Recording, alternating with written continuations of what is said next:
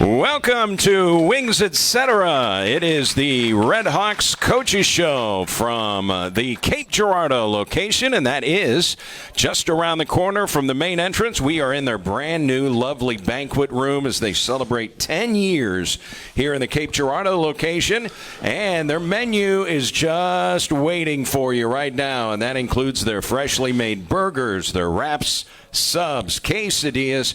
Their entree salads are delicious, including their big grilled chicken salad. That's my favorite. Their appetizer lineup includes their massive ultimate nachos, their spicy deep-fried pickle chips. Their half-pound lunch specials start at just $9.99. So if you're coming for lunch, we will save you a seat here at the banquet room at Wings Etc. And if you can't make it, we got 2 Monday Night Football games tonight, by the way. World Series starts on Friday. They'll have all the games in high def here at Wings Etc. You can also get the delicious menu delivered to you through DoorDash. And the easiest way to do that, download the free Wings Etc. loyalty app, and that way you earn points on all of your purchases, and you can have their delicious food delivered wherever you are, or you can enjoy it right here on game day. It's good food, great times. Wings Etc., home of the Redhawks Coaches Show. We're going to be talking it over with Cam Pedro, who has more catches than any player in the Big South OVC. He is here. We'll be talking with him in addition to the Redhawks head coach, Tom Tuke. How are things, Coach? Good. What a day, huh?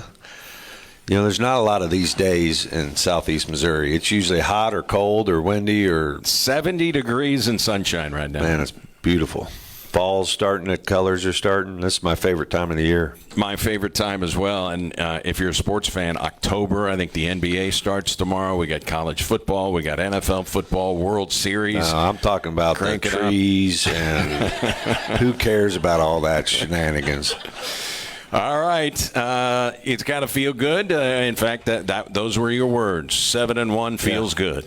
7-1 does feel good. And, you know, I just really appreciate this team's, I'm not sure what the best word to describe it, but mental toughness. You know, you just go through a lot of things through a season, right?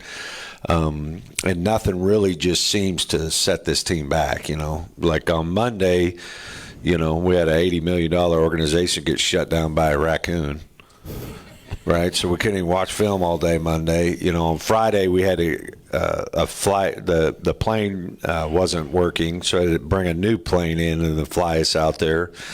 We just have all these things, you know, with the game that goes the way it is. But, you know, at the end of the day, this team just finds a way. And that just kind of seems like the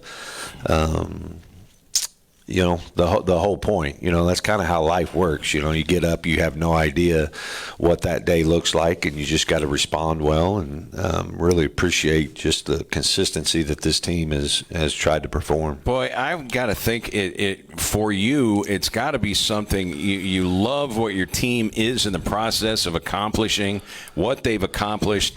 But you see Mitchell Sellers limp out of the game. You see Dorian Anderson limp out of the game. All of these injuries, and you're still doing what you're doing, so you're happy about that. But at the same time, I'm sure it's a gut punch for you because, I mean, they're your kids. I mean, These guys, I mean, you spend more time with them than you do your family. Yeah. No, it's – I still, even last night, I woke up and I could see Mitchell Sellers' face. You know, and it just burns you that he knows that, you know, that may have been it. And I remember Zach Giggs for the rest of my life at EIU and him being on all fours out there. And so it's always been a part of the game, and fans and everybody gets caught up in winning and losing. But there's some other things here that are tough. But, you know, that's – tough times don't last. Tough people do. And, you know, these are injuries that are set back, but, you know, it's not like something wrong with your heart or your head or you have cancer. You know, these are things that, you know, going to make you tougher and better. You know, this Charleston Southern team, you win the game 26-13. They came into the game with the number one pass defense in the Ohio Valley Conference. They were fairly stingy early in the football game. You had to settle for 3 field goals, but then it seemed like the adjustments were there, and you were able to do a few more things. But that is a good pass defense. One of the reasons is they get to the passer, and they've got good athletes in that secondary. There were times where Paxton, there just wasn't any separation. Yeah, no doubt. I thought they had a nice scheme. So they did a nice job schematically. They changed some stuff up. I thought, those DBs covered well. The officials let them play. So, down the end zone, there's a lot of grabbing going on and stuff like that, and they kind of let them play. They let our side play too. So, that was a part of it. And I think that's what it just gives you a reminder about how you have to be balanced. We're moving up and down the field, but if you can't score touchdowns, you're never going to put a team away. And so, I don't know what we kick, 5 field goals, something like that. That's 5 touchdowns. Yep. So we just got to do a little better job in the red zone, and that goes back to the run game and stuff like that. And then, you're trying to figure that out, and injuries come into that play. So we're just, at the end of the day, as long as we got one more point than them, mission accomplished, and you move on to the next game. Now, you do lead the league in red zone offense, but you also have the most field goals in the red zone of any team in the league, along with the most touchdowns of any team in the league in the red zone. No, we got to continue to work on that. And as much as we're throwing it, I'm just really, really happy with our turnover margin. That we've been able to stay away from a bad 4 or something like that game. You turn it over 4 times. That's exactly how you lose. And so when a ball's in the air like that, man, sometimes those things happen. So, offensive staff and Paxton's done a good job. And you're facing a team, and we'll talk more about Gardner-Webb coming up, but you're facing a team in Gardner-Webb. They are last in the league. You're third in turnover margin. They are last. They have only intercepted 2 balls this entire season. Yeah, no doubt. And so we got to make that be an advantage for us. They do have 20-some sacks, so they've been able to get home a little bit. They had 5 sacks in their win over Lindenwood on Saturday. Yeah, so they'll be a big challenge. All right, you get down to the 1-yard line there in the second quarter, just before halftime. Time's running down. You're spending timeouts. You end up running 6 plays from the 1-yard line. And some people may say, well, how do you run that many? Well, you got a penalty, so you got 4 new downs. And on the 6th and final play, you called a jet sweep for Tristan Smith, and he just got into the end zone. How big was that as a momentum changer? Because, they have all, even though you're going to have the lead, they have all the momentum that they just went through a big goal line stand right before halftime. But you turned that around. Yeah, no doubt. Early on I told Jeremy, hey, it's 4 downs. We have to get a touchdown here, because even if you kick it right there, it doesn't change the game, and then that gives them the momentum at half. And so, certainly got to try to figure out why you can't punch it in on the 1-yard line, right? Good teams do that. We've had to change kind of a short yardage situation with Paxton, because he's not what he was when we first started. So we're kind of figuring that out schematically. And even on that last play, that was a 2-point play that we had to try to get it in there. And so that's a point of emphasis this week, but we got it in. If we got it in 1 or 6, the point is we got it in, right? He's still got that big brace on his left shoulder. I don't know if he's going to, have to get that dealt with after the season or not. But when he was a sophomore or a junior, you're calling a quarterback sneak. Yeah, now, he's a big guy. I don't know that people really realize he's 235. And that's pretty hard to stop when you're just right there with the ball at the goal line. But certainly don't want to risk any more hits than already is happening within a course of a game, All right, they had 2 big pass plays, and that was about it for their offense. They had one of the most explosive backs icing in the league, and he ended up knocking him out of the game.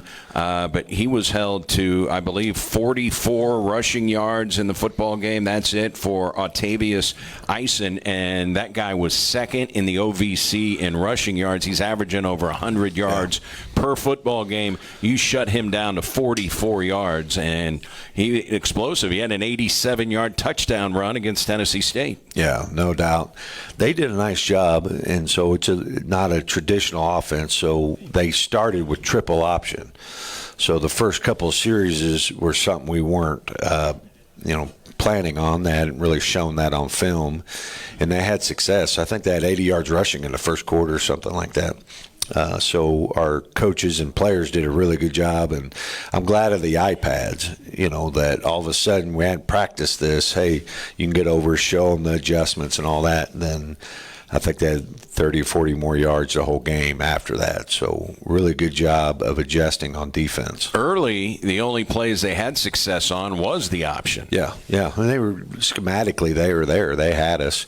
We had to make some adjustments schematically. Man, you got off to such a great start in the game, forcing a turnover early. You force a fumble and come up with the football. Yeah, and I think really important that the last two games, the defense hadn't given up any points off of turnovers. That turnover right after half was about as bad as that's the only way they get back in the game, right, is if you turn it over. We do, but our defense went out there and shut them down. It was a 3-and-out. Yeah, so there was no even though you can't turn it over, but they didn't get any points off of it. And so just great job by defense responding. And they did that Northwestern State. They did that. Who was the other team we played last week? Hell, I can't remember. Tennessee Tech.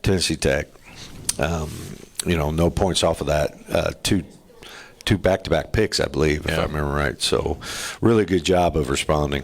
And as far as your defense goes, man, you're still rotating in those defensive linemen, man, and they are holding their own on the line of scrimmage. Yeah, no, I think we are really good up front.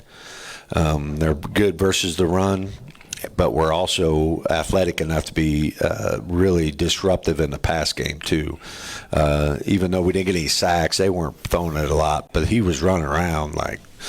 He wasn't just sitting back there even on those throws that he completed. He was never comfortable in that football game. So front seven, is where it's at. We've been so banged up in the secondary. Hopefully, Justice Johnson is a guy that's been out, and he's going to practice today. That will be a very welcome addition. Boy, he was making plays before he got hurt. Yeah, he's our top DB, and so he's been out. I don't know maybe 3 games or so. So hopefully he's back and he gives a little depth in that secondary. And as far as the kicking game, D.C. Pippin continues to be a guy you run out there and hey, you always get disappointed when you have to settle for a field goal, but it's worse if it's shanked or if it clanks off one of the uprights. That's not the case with Pippin. Yeah. He had a nice one from the left hash. Every one of his misses has been on the left hash this year, and he was able to knock one down from the left hash, which was nice. So does that make you a little nervous when it's a left hash kick now? I gave up being nervous a long time ago. I'm like the guy you can't affect. There's nothing that can surprise me anymore. I mean, you just go with it. But he was able to build skill. We really worked from the left hash. There's a reason that you're missing from the left hash, right? So you got to go practice it. And happy for him that he got that taken off the film. Boy, and Tristan Smith has seen his usage and targets go up. 7 catches in the game for 90 yards plus the rushing touchdown. And I don't know if I should give him any love yet, but I'm really proud of him. Like when he came in the spring, I mean, he couldn't even get through a practice without me yelling at him. I mean, he was just really up and down, really, all over the place. And I saw him on the sideline, like coaching Juice, like Ja'Cory Love. Like he was like a team leader now on the sideline. I was like, wow, this guy has come a long, long ways. And just playing, a lot of the runs after catches I've been on him about. And he ran the ball strong. And 59 yards after catch in the game. Right. And, that's not necessarily what wideouts want to do, right? They just want to catch the ball and run away from people in the end zone. But when you are 200 pounds, you need to understand that is a weapon you need in your arsenal. Like, it's not all going to be like that because there's not a lot of 205-pound DBs. You got to be able to run through arm tackles, finish. He's 6'4". Don't let him push you back, fall forwards. That's 2 more yards, just all the stuff like that he's embraced coaching. He's not really defensive and things like that. He's really tried to get better, and, the product's shown when you watch it on the film. There was a catch that Jaquez Wyatt made for you, Coach. It was a 25-yarder. It was a free play because the defense jumped yep. And Paxton knew it. You guys practice that, right? I mean, you take a deep shot when you know it's a free play because if it gets picked, it doesn't matter. It's still a penalty. He's 6'6" and just high pointed the ball right near the goal line. What a catch! Yeah, that was great. It was great by Jeremy. They were really trying to jump the snap count because we've been throwing it so much. So got him to jump off sides, and then the best part about that play is our sideline erupted. They were so happy for Jock. This is his second year in the program, and he's got talent, but he's still got to get better at some things. And for him to make a play like that and to see his teammates respond to that was the best part for me. And then giving him some confidence to keep showing up through all the ass chewings he's been taking lately. So happy for him. So last year, when we would ask you about Dorian Anderson, you'd say the same thing. He's got talent, but he's got to work on some things. We need him to do this. Do you kind of see that with hopefully. Wyatt? Oh, he's got he's got a lot of things we love, but he's got to continue to embrace the things he's not good at and make them better, So happy for him that he got a reward for his effort, right? Like a big, nice, really, really important catch in that football game. I don't know if there's anybody steadier week in and week out than Cam Pedro, but it's 8 catches in the football game. No one has more receptions in the Big South OVC than Cam Pedro. What a year he is having after not playing football for actually 3 years. He didn't get to play anything at Marshall. Yeah, no. He got here. We got him in May, got here in June, and has just really been awesome. He's embraced the coaching. I think Coach Dez has really improved his game. He's a really talented guy. Obviously, he's fast and elusive, but some of his best plays are his hustle, physical plays. Like, he's probably 180 pounds soaking wet. If that, and he's throwing it in there like he's 220 and trying to bully people. That's what he's doing a good job of not having any holes in his game. And the only thing I broke, I have this in recruiting I got some non-negotiables, and I don't like good-looking players. Like, if you look at my team, you're like, oh, God. We got a couple. Look, right?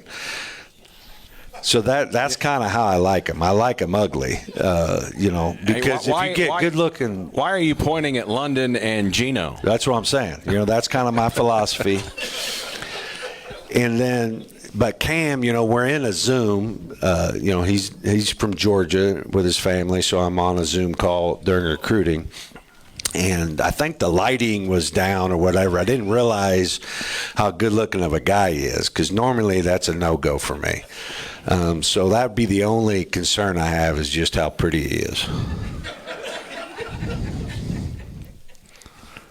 Mitchell Sellers fall into that category? Yeah. Mitchell, he's got a different look with the hairdo and stuff like that. But so with now the loss of Dorian Anderson and Mitchell Sellers, doesn't sound good for Mitchell. I don't know about Dorian Anderson, but he was already nursing an arm, a wrist, a hand, something. He had a wrap on his left hand. Then Donnie Cheers steps into, he's getting more reps along with Wyatt, and 3 catches for 36 yards in the game. I think Donnie Cheers has good skills. Yeah, he does. He's got the top end like Cam. They can roll pretty good.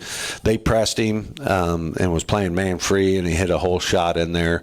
He beat the press. But it's not enough to just be fast, right? Because they'll press you and stuff. You got to know how to get off the line and use fundamentals and those type of things. But you could tell his confidence is getting better and better. He's just like Jock. He's just a second-year player, super talented, but not good enough yet. And so he's got to continue to be humble and hungry and build skill, weekly. It's a combination of when I'm talking about the wide receiver room, it's a combination of eye for talent and then developing that talent. Why have you guys been so good at that? I don't know if we have been good. I mean, we've just been fortunate with a lot of talented players. The one thing that we do here is we refuse to accept any holes in your game. Like, I don't care how good you are, we're going to bring up your stuff, and we're going to run a hot program, and you're going to watch what you're not doing well in front of the whole team. Got to get better, So I think sometimes coaches will accept things with guys and just be like, well, that's just how he is, and I don't think you should do that. Even as a parent, why would you accept that? But it's a fine line to not take a kid's confidence or think you're just mad, don't like him or something, you know what I mean? So you got to, if you're going to do that, you got to have, high relation with those kids. So, because of injuries, you're down to your 5th string running back, and we talked about him last week, that you were going to pull the red shirt off of Ja'Cory Love. And Love's day, I thought, was pretty impressive. 12 carries, 65 yards. He had an 18-yard run and did not look, I didn't think, like a first-year true freshman seeing his first action, and he was out there hesitant. No, I think we got something there for sure. The concern you had was just, how many missed assignments he's going to have or something like that. Didn't have any. So that was great. And you just saw something where you could tell he can go make a play. And that's what we really need in the run game, where maybe a guy's, in the hole and he can outrun him or make him miss. And so I'm really looking forward to him, having a second game. But we didn't have to take his red shirt. You get to play 4 games and still keep your red shirt. So he'll still be a red shirt freshman next year. All right. There was one pass that Paxton dropped off for him. He did not reel it in. I knew you'd probably highlight that. But at the same time, you were kind of telling me, and the more you play with Paxton, the more you understand sometimes he's not even going to look at you. And like a good point guard, Magic Johnson, no-look pass. Yeah. Sometimes the ball's going to be on you. You better be ready for it. Yeah, and I think that's just the reps that you have to anticipate the ball, period. You have to literally be ready at any point because he gets rid of the ball really fast so it can get on you in a hurry. But he's got good ball skills, and as much passing as we're doing, you're seeing a lot of defenders drop deep. And some of our check down stuff, our running back passing game, I think can really help us. And he's got good hands, and he'll be great with run after catch. So hopefully we can continue to get him better this week. And, there has to be some trust, not only with the coaching staff, but also with the quarterback. If it's going to be a check down thing, do I trust that this guy is going to be able to make a play? And it's really working with each other, getting on the same page, because sometimes you're trying to get open, stuff like that.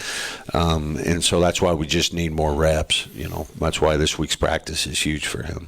All right, on defense, you went offense on that one where you're down on the goal line. Malai Walton comes into the game and gets a couple of carries. How much are you working? Were you working on that? Yeah, we worked on that. That was exciting. He must have done something to the O-line because we didn't block anybody.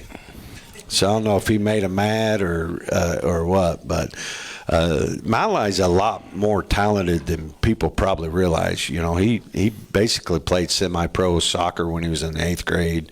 Like, he is a real athlete. If he was 6'2", he's an NFL player all day. You know, he's 240. One of the best athletes on the team, and so with our injuries, we were just trying to get him the ball a little bit, and you know, we'll continue to have him a part of it. And we've seen Kyron Downing line up in the backfield. Is that something? Kyron, I'm glad you brought that up. I thought Kyron had one of his best games. We were able to, you know, we had some design plays for him, which is helpful, that you know he's going to touch the ball because he is an explosive guy. And we had him in the backfield some, so he's that guy that can do quite a few things. And I thought he had his best game. He had a nice touchdown catch, contested catch. Because he had some drops early on in the year, and I think it hurt his confidence a little bit, and he's kind of catching his stride. One of the guys who has been a factor for you defensively is Jared Pedraza. You know, I know late in the game I saw, you know, trainers had to come out. He had to leave the football game. Do we know anything? No, probably doubtful for this week. Okay. Still haven't met with doctors yet, but that was certainly disappointing. The linebacker core really hasn't been crushed. No, they've been able, at injury. Yeah, and really our front seven, we've only lost one, Stephen Lewis. So really they've been kind of holding steady. This will certainly be a huge loss if that's the case. He's just a really productive player, great energy. I think you could kind of tell what I'm probably most worried about is kind of our drop-off in special teams. I mean, as the season goes, you can tell it's just not as big of a factor in the game, right? Well, all these injuries have affected that too, and we're kind of just running out of bodies on special teams a little bit. One guy that has stayed healthy, knock on wood, is Bryce Norman. When you are trying to battle through injuries, how much more important is it for a guy like Norman's leadership? Yeah, no doubt. And I think all of our leadership's really good, that they've really helped some of these new starters, new guys getting in the lineup, handle those moments, be there for them, talk to them during in-between series, you know, all that stuff. You know, I think we're led pretty good right now by our seniors. All right, I always have to ask you about Tennessee whiskey. What did you think on Saturday from your punter? I don't know. I know I love him. I know that. So we're going to keep coaching him. I thought he did have a little bit better day. He had a nice ball in there that was, you know, 55, 56 in the air, I believe. So we're the good thing is he's well rested. It's not like we're having to punt a bunch. You have punted less than any team in the league. Right. So I'm going to have to. His post-game meal's getting cut like 30%. Like, he only gets one Chick-fil-A sandwich, not two. So I'm sure he knew about this, and I'm sure you probably knew too, but you were going up against, like, the top punter in FCS. Yeah, no. Their punter at Charleston Southern has been leading the nation. I mean, he's got 11 punts over 50. He's got a 72-yard punt. I didn't think he was a massive factor in the game. No, he's a great player. If he hits my DMs up, I'm answering. I can tell you that. I mean, you could just tell talent. Like, when the ball, I mean, he is launching it. And so we had the one where kind of lost track where we were. We should have let that go in the end zone. But, you know, special teams was just kind of there. We got to get after it this week. We need a good special teams week. So what's the rule? It used to be, you know, some coaches would say if a punt's inside the 10, we are not catching it. Others, okay, if it's around the 5, we're not catching. Is there a hard, fast rule for you, or yeah, if you it's by the game. We tell them, because every punter's different. You know, some punters are more line drive. Some can really spin it. Like the Tech guy, every ball would spin back. You know, so now we're like, hey, you know, 5 to 7. We're like, this guy was kicking it so hard that it would never check up. And so, you know, 10 to 12. So, you know, it just kind of depends on who you're facing. I was kind of hoping, because he had such a strong leg, that he would outkick his coverage and Kalani might get off a couple of runs. Yeah. You know, we got to get we need to. So we left some plays out there in the kicking game for sure. All right, Ty Leonard broke up a pass. It was a big play at the time. He was your leading tackler with 8. And people got to remember, with all those injuries in the secondary, Ty Leonard is an all-conference DB for you. Yeah, no, and we had to move him to corner.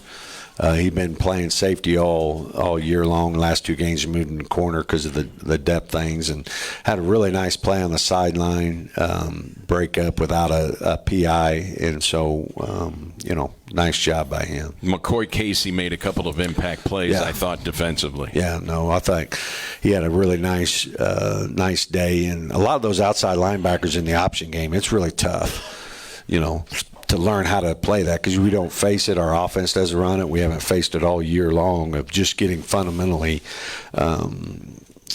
those skills down to play well against the option. I thought those guys did a nice job. Jalen Stone is just a sophomore, but he's 288 pounds.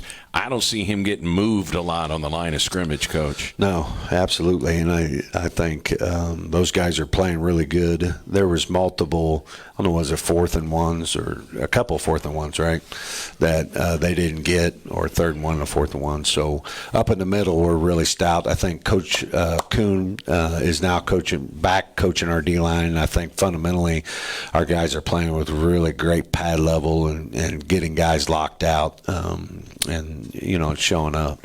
So they had a couple of 4th and shorts near midfield where you think, okay, if they're ever going to fake one, now would be the time to fake, but they didn't. Yeah. But what's the chatter in something like that where you say, this is the part of the field where there's a good shot they may run a fake right here? Yeah, we're in punt safe, what we call, where we just keep the defense on 4 times. That's one of the reasons Kalani didn't get any action, is because we didn't have our punt return team out there much.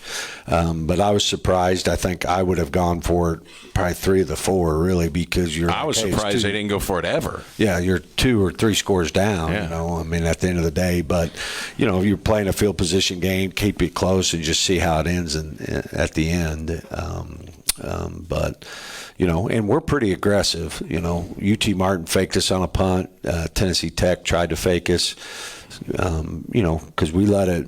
We're not afraid to roll it out there a little bit.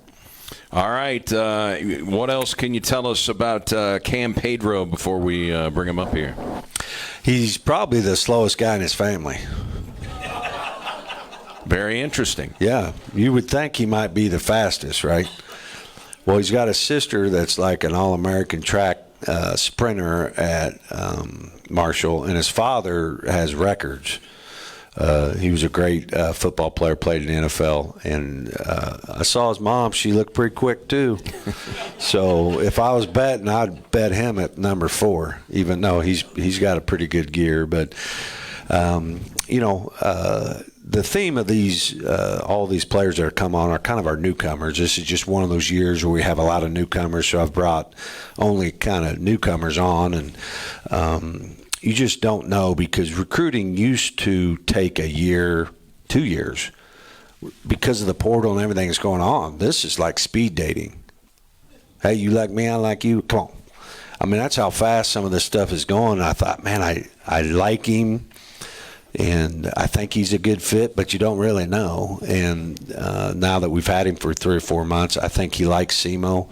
I think he's a good fit in our program, and these are one of the things that's fit, not only from a football standpoint, but from a man and person standpoint, that he's my kind of guy. All right. Minus the looks, obviously. The top pass catcher in the Big South OVC, Cam Pedro, going to join us when we come back. You're locked into the Redhawks Coaches Show at Wings Etc. in Cape on SEMO ESPN. This is the Redhawks Coaches Show from Wings Etc. in Cape Girardeau. We'll be right back here next Monday, as the Redhawks will be going into a bye week after their big homecoming matchup with the Gardner-Webb Runnin' Bulldogs, and that is going to be on Saturday. That is a 2 o'clock kickoff, and of course homecoming, we should have a massive crowd for that. Can't wait. Want to remind you that they've got over 70 menu items here at Wings Etc. other than their award-winning jumbo wings. Both dine-in, carry-out. We invite you. The best place to watch the game is right here at Wings Etc. If you're coming for lunch, as many of the people here are, we got a really good crowd. Their lunch specials start at just $9.99. And, of course, they're open late on the weekends because the games will run late, and they're open 7 days a week in all of their locations. That is Cape Girardeau, Jackson, and Dexter. And they have partnered with DoorDash. You can get it delivered. It's better to eat here, but if you need it delivered, you can order it through DoorDash, or the better way to get the better price is do it through the Wings Etc. loyalty app. That is a free app for your download. You earn points on everything that you order. It is the home of the Redhawks Coaches Show. Good food, great times, Wings Etc. And here in the Cape location, celebrating their 10th anniversary. Let's welcome in Cam Pedro to the Coaches Show. Cam, how are you?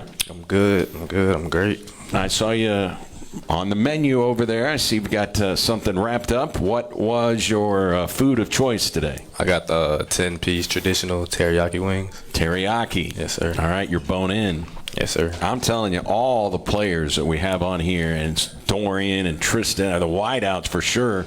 Everybody's bone in. None of this boneless stuff. I guess it runs in the room. So, Sewanee, Georgia. You're from the 770. Yes, sir. Yes, sir. Now, how far? That is in the Atlanta metro area. How far is that from Atlanta? I would say without traffic, about 25 minutes. Okay. What was it like growing up in hot Atlanta? You probably hate that term. People throw out hot Atlanta, right? Yeah, I mean, we have a few guys in the room. Dorian claims he's from Atlanta. Tristan claims he's from Atlanta. I'm the closest, so I would say I am. But it's been great growing up there. You know, a lot of my friends and family are down there, so it's been awesome. All right. Well, Coach was just explaining that you've got an athletic family, and your sister. Tell us about her and her stardom at Marshall University. Yeah, she originally started at Southern University at HBCU in Baton Rouge, and then she transferred to Marshall with 2 years left, and we actually had 1 year together there this past year, and she's been doing great there. I think she's fourth all time in the 100-meter dash there. I think she ran at 11.8, and I'm just proud of her, and hopefully she can keep it up. And her name is? Kennedy Pedro. Kennedy Pedro. She ran an 11.8 100 meter. What does Cam Pedro run in the 100 meter? Right now, I would say it's smooth 10.6. Wow. So you're saying if you lined up, Kennedy is not beating you in a 100 meter dash? No chance. Now, if we had Kennedy on the show, what would her response be? Probably the opposite, but we have videos. We do it all the time. We race. It's funny. So it seems like it's a bit of a legacy at Marshall. Tell us about your dad and all of his accomplishments for the Thundering Herd. Yeah, he played running back there, I want to say, in the late 80s, early 90s. He won a national championship there. I knew about Marshall, you know, growing up my whole life, just with all his friends telling me about it, him telling me about it, and I knew I wanted to go there for the longest, and I was grateful to have the opportunity out of high school to go there. Okay, Chad Pennington at quarterback, Randy Moss at wide receiver. Did he play with any of those guys? No, he didn't play with Chad Pennington, but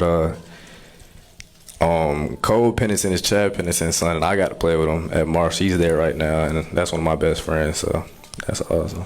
How frustrating was it you couldn't get on the field at Marshall? I mean, we see, I like to send game film to whoever's coaching, making the coaching decisions at Marshall to show, hey, this guy's a baller. Yeah, it's no bad blood. I struggled with a lot of injuries at Marshall. My first year I had a collarbone injury. My second year I had a knee injury. So, you know, it was just an unfortunate string of events, but I'm just grateful to be where I am now. All right. When did you decide, you know what, I'm going to dip my toe into the transfer portal waters, and how long did it take to get contact from the Redhawks? I decided that I believe in the spring, about March or April, and I think SEMO reached out about a week later, and offered me, and I was very interested. All right, so you're from Atlanta's area. Had you ever heard of Southeast Missouri State? No, I haven't. All right, so what did you think when you got to get in contact with the coaching staff and when you made your visit? On my visit, when I was here, I just wanted to come into a good program in terms of coaching-wise and just a family-oriented program. And, I was very delighted to see that. That's exactly what I, found here at SEMO. I would say Cape Girardeau is a lot like where I'm from, like just the city in general.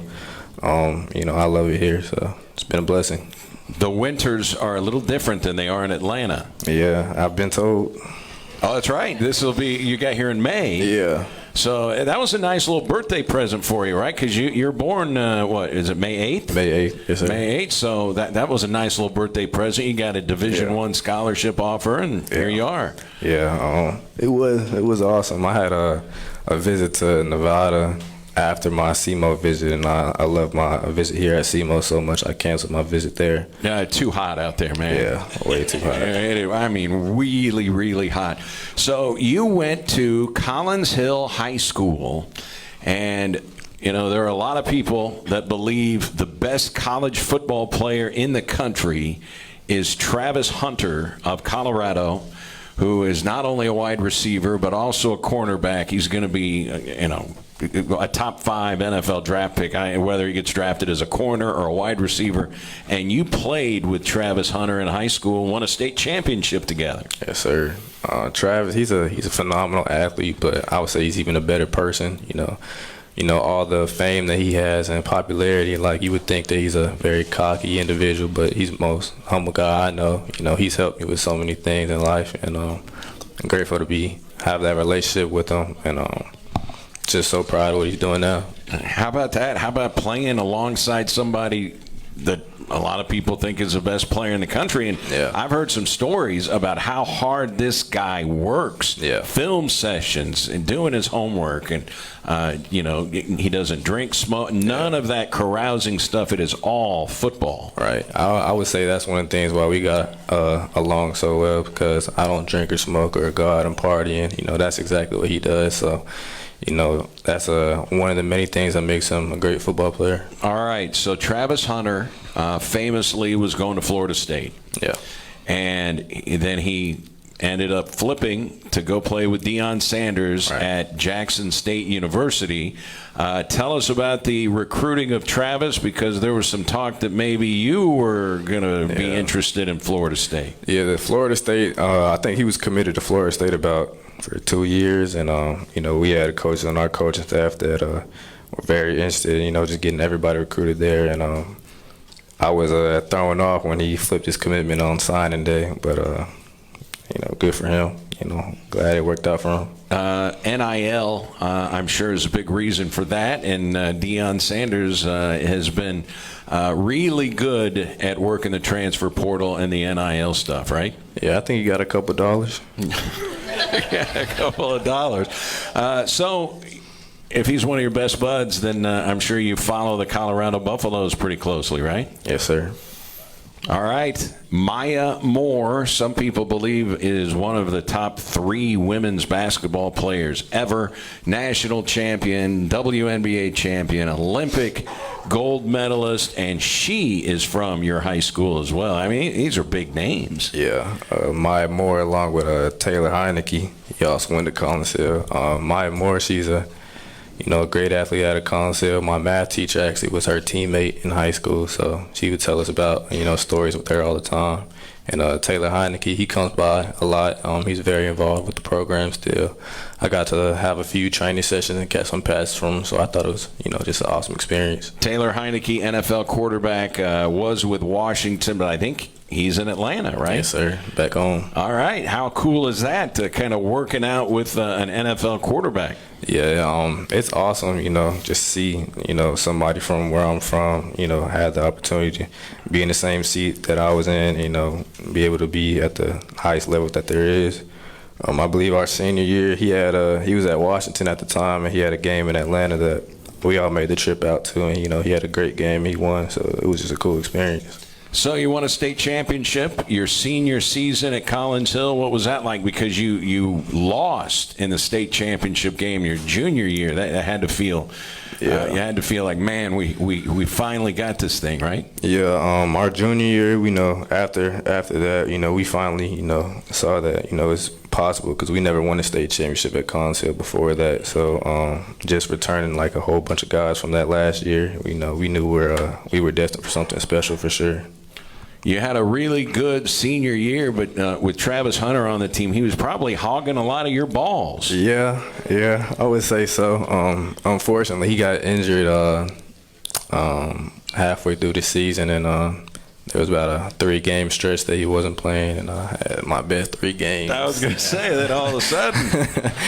But, he came back, and we were, blessed to go all the way and win the state championship. Tell us about the title game. We played Milton in, I would say, Georgia State's stadium. I believe we beat them 24-6, and it was just awesome. I think we beat every team that year by at least 15 points, so we were a pretty great team. So that's a pretty dominant run. Yeah. All right, sure. You do a lot of your work over the middle of the football field. I mean, that's tough sledding for a receiver in the middle of the field. Tell us about it. I would like to classify myself as a tough athlete.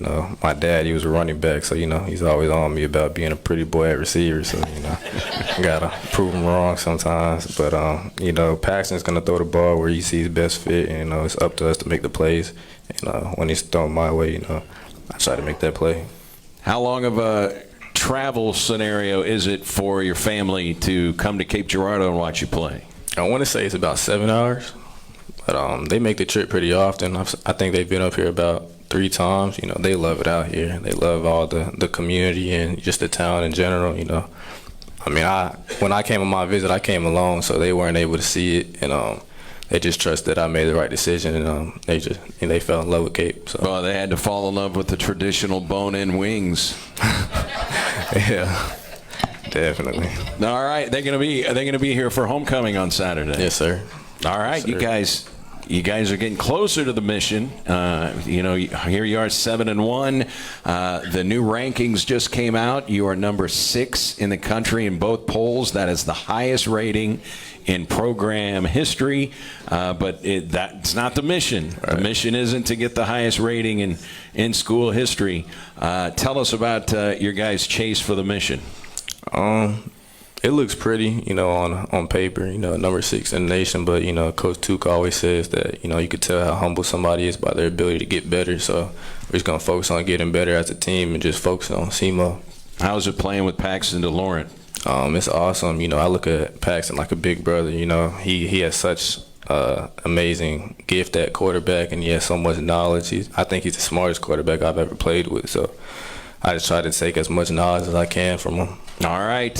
It's going to be a 2 o'clock game on Saturday against Gardner-Webb.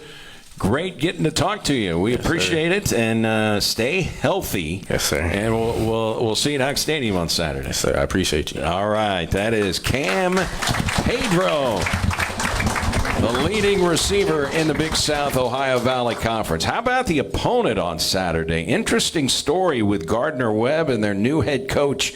That's coming up. Coach Tuke rejoins us when we come back. Redhawks Coaches Show from Wings. Final segment here on the Redhawks Coaches Show. We are at Wings, etc. in Cape. We'll be right back here in the banquet room. Their lovely new banquet. Man, I don't know if we've got any extra seats. Maybe a couple. It is a terrific turnout. Redhawks on a 6-game winning streak. And as we mentioned, Coach Tuke up to number 6 in the nation. Maybe the fans get more excited about that than the head coach, but that's still pretty awesome. No SEMO team ever has been ranked this high. Yeah, number 7 and number 8 lost to unranked opponents last Saturday. By a wide margin. So I think that's the teachable lesson is just, it takes what it takes week in, week out. This is a huge challenge this weekend. I'm concerned. just with the depth things that have happened, and just trying to limp along here, and hopefully we can get one more to get to the bye week. So we need all hands on deck, man. We need a great crowd. We need to play well. We need to play smart. We can't do dumb things. We don't have the margins that we would have had 4 or 5 weeks ago, and so we need to prepare well and come out and show this homecoming crowd something to get excited about. What I think is interesting, these are the number 1 and number 2 total offenses in the OVC. You're number 1, averaging 407 yards a game. They're number 2, 366. Now, in scoring, it's much different. You're number 1 at 32 points, and they're number 6 at 25 points a game. So they're getting a lot of yards. And one reason for that is their quarterback's name is Tyler Riddell, 6th-year senior, transfer from East Tennessee State. And at East Tennessee State, this guy, Coach, passed for over 5,000 yards and 38 touchdowns. He was an All-American his freshman season. But you knew that already, didn't you? Yeah, so Tyler committed to us. So in the spring, we had the Heidert injury. And so we tried to sign a transfer quarterback for obvious reasons.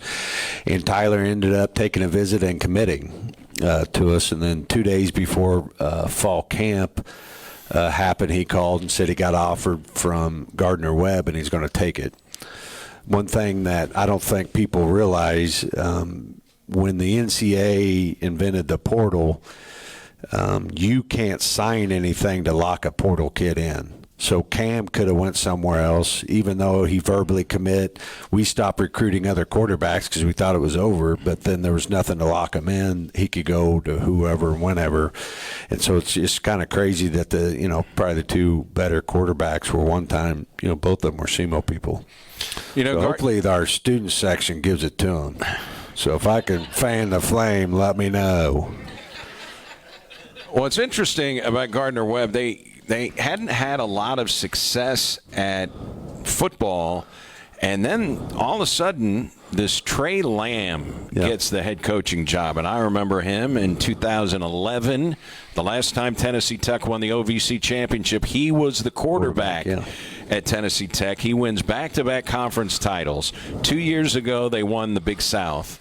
Last year, they tied UT Martin, had the tiebreaker, went to the playoffs, lost a tight playoff game, and then he got offered the job at East Tennessee State.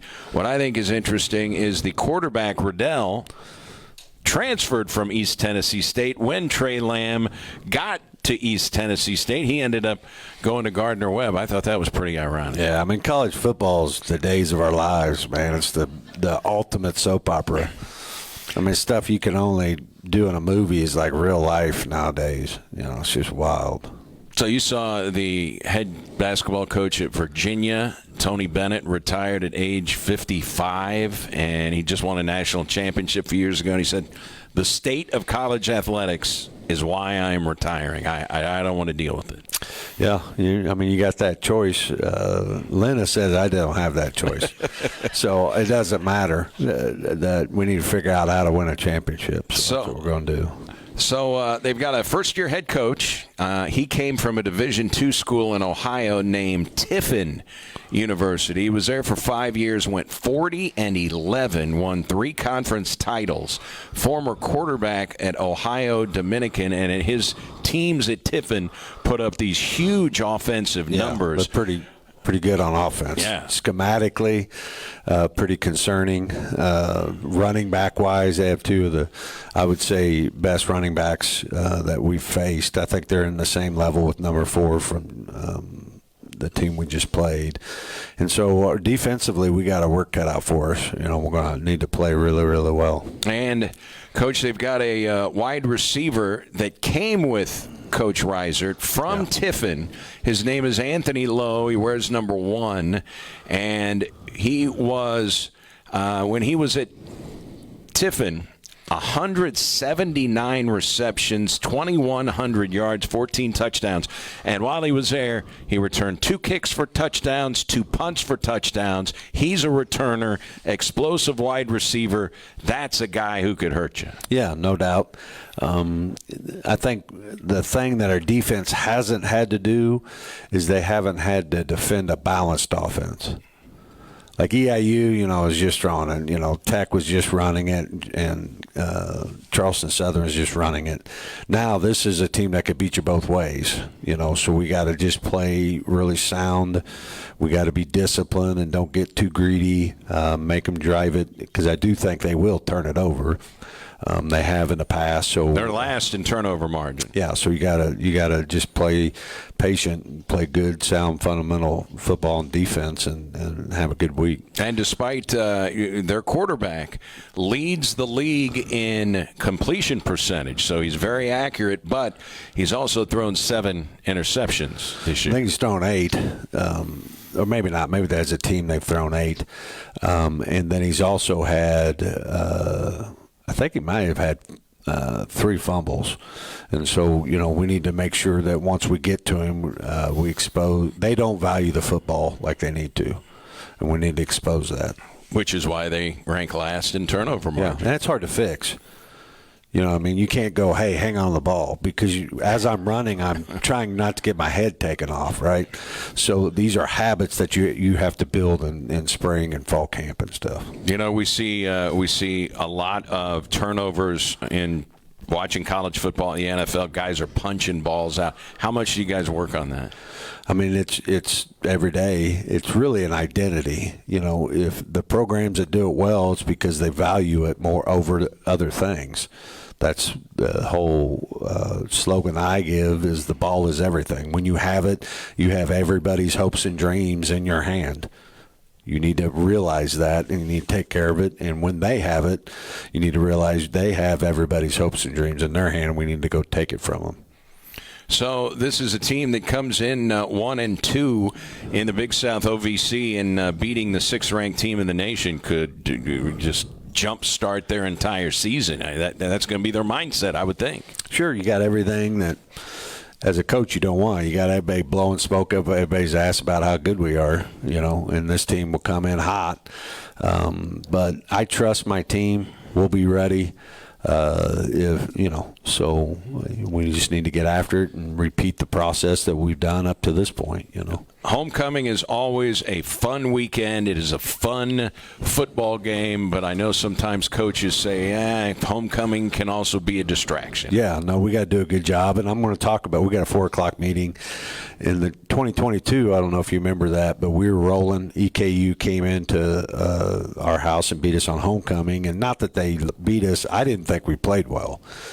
We didn't have the energy on the sideline that we normally did, stuff like that. So we just got to make sure that we make those choices through the week.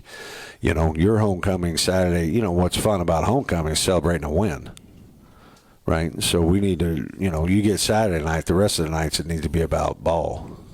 2:00 kick, and I know you like that. Yep. 2:00. I'll be out talking on the radio for the parade. Really my last-ditch effort to get people to buy a raffle. Really disappointed how the truck raffle's going. All right, talk about it. Yeah, I thought we were going to be able to get this done. It doesn't look like we're going to get close to our $1,000 goal. So we're just kind of trying to make this last-second push to do that. Just how important it is that I have what I need to go get good players in January. If I don't, that's not good. And so really counting on this. And so if you have purchased tickets, thank you. Please go through your phone and text to other maybe in your network that could maybe purchase a ticket, because we need to get this up and, to be able to accomplish the goal. Now, it's a $100 ticket, and you have limited it to 1,000 tickets. You can get 6 for $500 or 12 for $1,000. And I'm actually going to have the whole staff do a phonathon. We're going to, after practice one night, just start calling folks to try to just get, accomplish the mission, because it's that important that we have that scholarship money in January. All right, 2 o'clock kick, Gardner Webb, the Running Bulldogs. We will see at Hug Stadium on It's Saturday. the Running Bulldogs, or are you just popping off at this They're point? the Running Bulldogs. I'm telling you. That's a part of their official name? It's their official name, the Running. You don't get two. We don't call it the Rockin' Redhawks. No. You only get one name. So they need to stop that. No, we can talk to them about it, but they're the Running Bulldogs. Yep. Okay. And they'll be here on Saturday. Thanks so much for your time, Coach. Thank you. All right, good luck with the raffle. And thanks to Cam Pedro. We appreciate his time today. Best of luck to he and the Redhawks. And again, that is a 2 o'clock kickoff. We'll have it on the home of Redhawks football, Real Rock 99.3 FM, and it will be on ESPN Plus as all the home game, as all the games are. So we will get you back to regular programming here on ESPN. Enjoy the rest of your Monday, everybody. So long from Wings Etc.